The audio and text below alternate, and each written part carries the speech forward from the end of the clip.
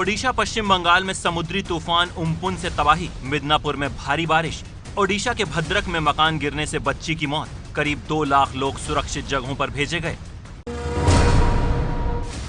पश्चिम बंगाल के साउथ 24 परगना में उम्पुन तूफान का असर दिखना शुरू हो गया है। काक द्वीप इलाके में बादल छाए हुए हैं, जल स्तर बढ़ गया है। राहत और बचाव कार्यों के लिए एनडीआरएफ की टीम को तैनात किया गया है।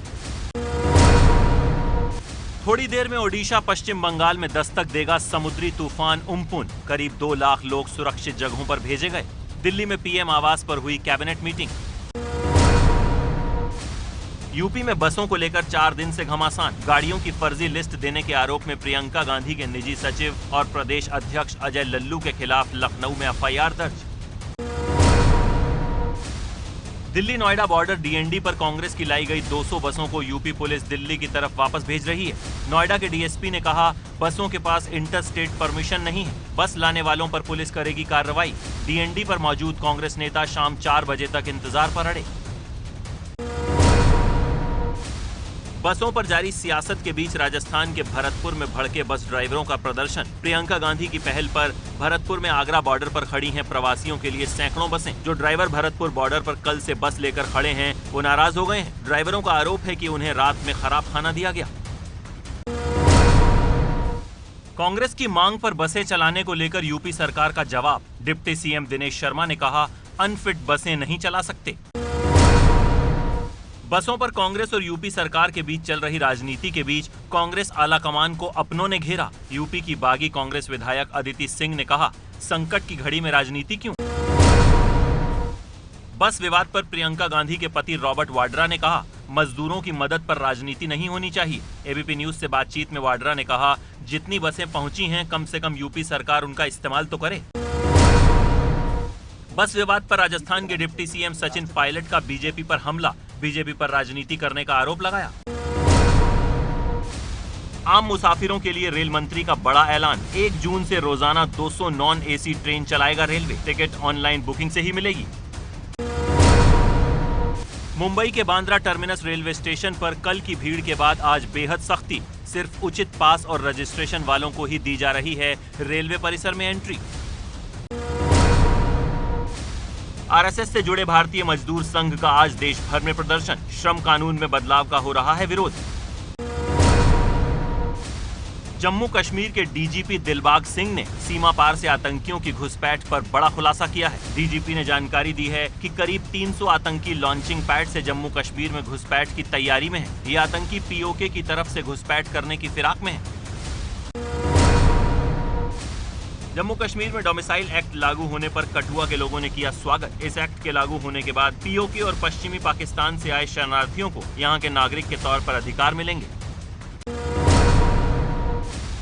जम्मू कश्मीर के अलगाववादी संगठन हुर्रियत कॉन्फ्रेंस के अली शाह गिलानी गुट के चेयरमैन अशरफ सहराई का 26 साल का आतंकी बेटा जुनाद सहराई सुरक्षा बलों के साथ मुठभेड़ में मारा गया। श्रीनगर के नवाक दल में हुई मुठभेड़ में जुनैद अपने एक और साथी के साथ छिपा हुआ था। सुरक्षा बलों और उनके बीच 15 घंटे तक चली मुठभेड़।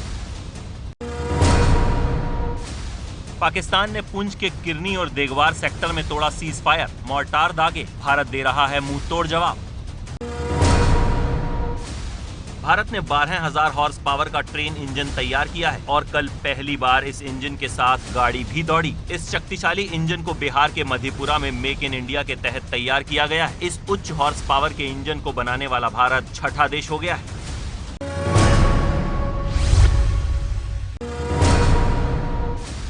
देश में कोरोना के मरीज 1,06,750 हुए। अब तक 3303 लोगों की मौत। उत्तराखंड के नैनीताल में आज एक साथ 5 लोगों के कोरोना पॉजिटिव मिलने से हड़कंप मच गया। बताया जा रहा है कि 14 लोग गुरुग्राम से लौटे थे। इन्हें क्वारंटीन किया गया था। कोरोना टेस्ट में 14 लोगों में से 5 की रिपोर्ट पॉजिटिव आई है। स्वास्थ्य विभाग इन 5 मरीजों की ट्रेवल हिस्ट्री खंगाल रहा है। 5 मरीजों को इलाज के लिए हल्द्वानी भेजा जाएगा। पिछले 24 घंटे में महाराष्ट्र में 60 पुलिसकर्मी कोरोना पॉजिटिव पाए गए हैं। महाराष्ट्र में कोरोना पॉजिटिव पुलिसकर्मियों की संख्या पहुंची 1,388। कोरोना से अब तक 12 पुलिसकर्मियों की मौत।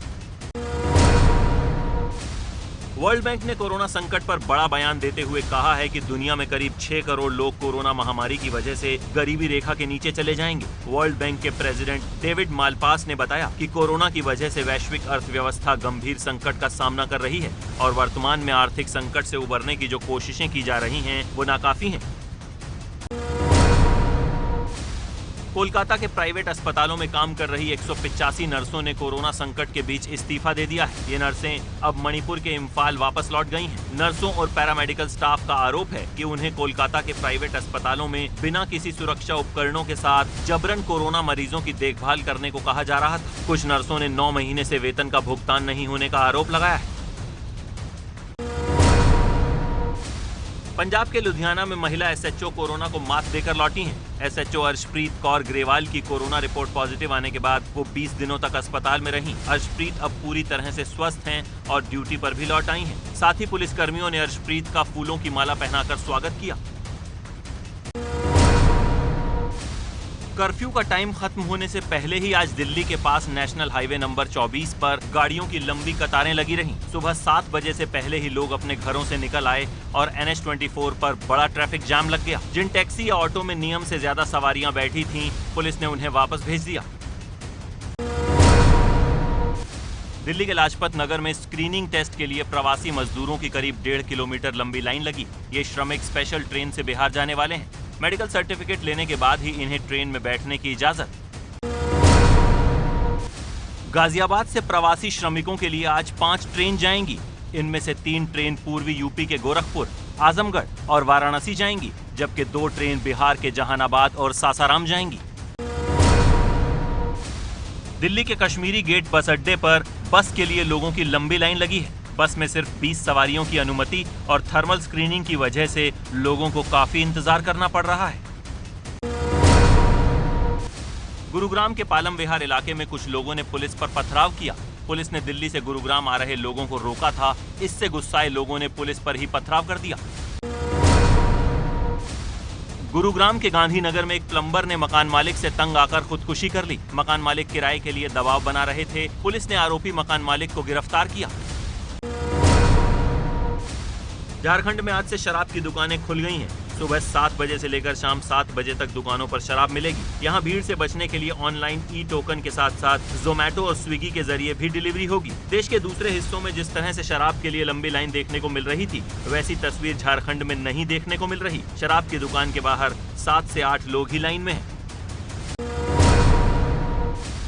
लॉकडाउन 4 में रियायत मिलने के बाद गुजरात के सूरत में डायमंड इंडस्ट्री खुल गई है। सूरत से हजारों की तादाद में प्रवासी घर जा चुके हैं, जिससे कामगारों की कमी है। मुंबई का हीरा बाजार भी अब तक नहीं खोला गया है। मुंबई में अभिनेता सलमान खान लगातार जरूरतमंदों तक मदद पहुंचा रहे हैं। सलमान खान की तरफ से लोगों में राशन किट बांटी गई। अनाज के पैकेटों से भरे ट्रक गरीबों के बीच पहुंचे और अनाज किट बांटी गई। बिहार के बक्सर जिले के बसौली गांव में 2 पक्षों के बीच विवाद में हुई जबरदस्त गोलीबारी। सरकारी जमीन पर नाले को लेकर विवाद शुरू हुआ और इसके बाद 70 से 80 राउंड गोलियां चली। 5 लोग जख्मी। हरिद्वार के मोतीचूर स्टेशन के पास हाथियों का एक झुंड रेलवे ट्रैक पार करते हुए कैमरे में कैद हुआ। राजाजी टाइगर रिजर्व से निकला था हाथियों का झुंड। इंदौर के भंवर कुआं थाने की अनंतपुर कॉलोनी में बाइक सवार 2 बदमाशों ने एक बुजुर्ग महिला के गले की चेन छीन ली। लॉकडाउन में हुई लूट की ये वारदात रात 12 बजे की है। उत्तराखंड में लगातार हो रही बर्फबारी के कारण केदारनाथ मंदिर के श्रृंगार कार्य में मुश्किलें आ रही हैं। कई निर्माण कार्य भी प्रभावित हो रहे हैं। मंदिर के चारों तरफ नजर आ रही है बर्फ ही बर्फ। राजस्थान के 12 के छबड़ा इलाके में अवैध खनन के आरोपियों को पकड़ने गई पुलिस टीम पर जानलेवा हमला। 2 पुलिसकर्मियों की हालत गंभीर। मध्य प्रदेश के कटनी के चाका बाईपास पर बस के लिए पैदल भटक रहे हैं प्रवासी मजदूर। घंटों इंतजार के बाद नहीं मिली बस। राजस्थान के चुरू में टिड्डियों के हमले से तबाह हुई कपास और नरमा की फसल। किसानों ने सरकार से की मदद की मांग। ओडिशा के केंद्रपाड़ा जिले में एक गर्भवती महिला ने फायर ब्रिगेड की गाड़ी में बच्चे को जन्म दिया। सड़क पर पेड़ गिरने से रास्ता बंद था।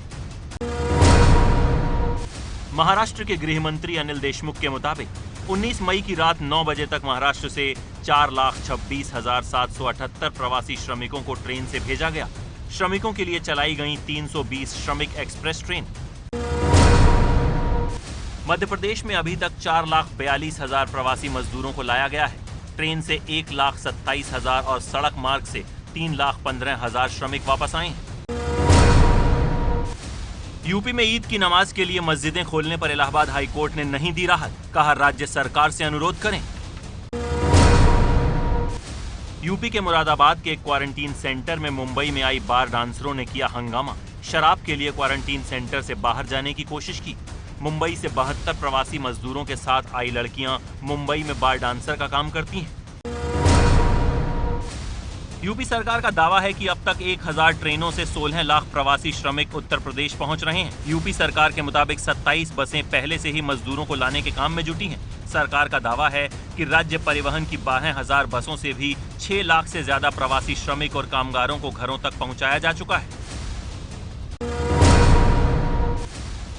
समाजवादी पार्टी ने यूपी सरकार से आजम खान और उनके परिवार को ईद के मौके पर रिहा करने की अपील की।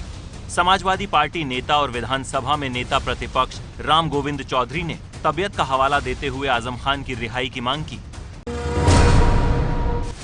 यूपी के बरेली में अंतरजातीय प्रेम विवाह करने पर लड़की के पिता और चाचा ने उसकी गला काटकर बेरहमी से हत्या कर दी और शव को रामगंगा नदी में फेंक दिया। दोनों की गिरफ्तारी के बाद पुलिस कर रही है लड़की के शव की तलाश।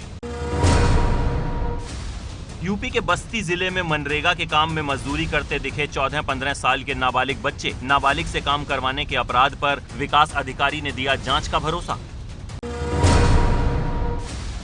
यूपी के इटावा में दर्दनाक सड़क हादसा हुआ है। यहां पर एक ट्रक और पिकअप वैन की टक्कर में 6 किसानों की मौत हो गई है, जबकि एक किसान घायल है।